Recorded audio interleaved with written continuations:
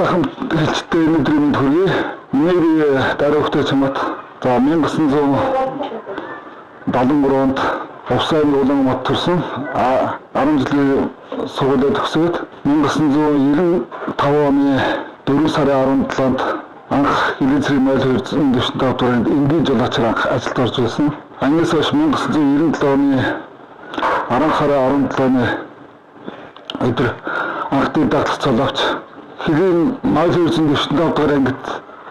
бэлтгэл застав гэж анх байгуулах жахт бэлтгэл заставын жагсаалан дараа анх ажиллаж байгаад 2000 онд энэ зэгцэн тушаалаар Хилэн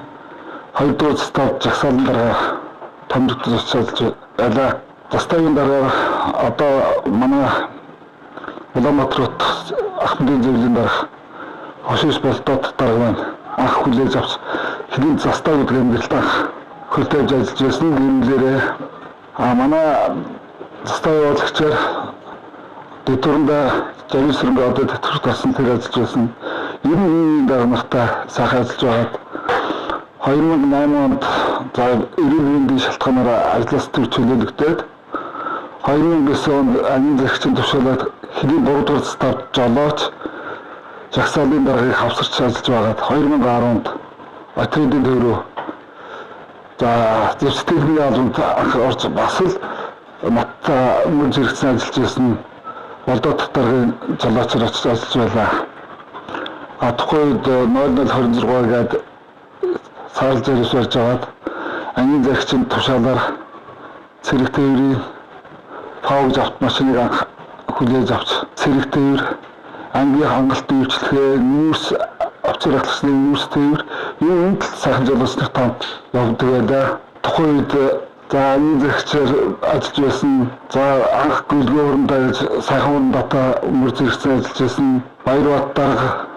сайн төр генерал инхтүр дарга бүхэн сайхан хорондоо генералтай залуу сайхан насаа Хилэн зэрэгт өнгөрөөстэй одоо хүртэл баяртай байлаа. Нийт тухайн үед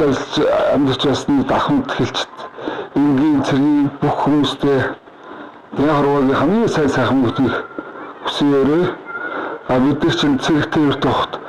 өдрөн шороо зөөж явж байгаад маргааш нь тээвэрт машиныхаа цэвэрлээл өглөө нийслэгт ороод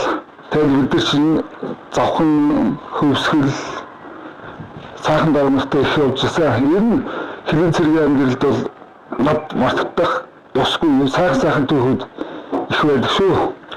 Одоо ерөн санахт би 2016 онд Гаваны хамгаалтанд гарах тэр өдөр хүртлээр ажиллаж байсан нийт одоо ажилчид албан хаачсан цэргийн албаагчид энгийн ажилчид бүх хүмүүстэй ерөн хорооноос хамгийн сайн сайхныг өнөөдрийн дэлгэцээрээ та бүхэн зөвсөөрөж байна.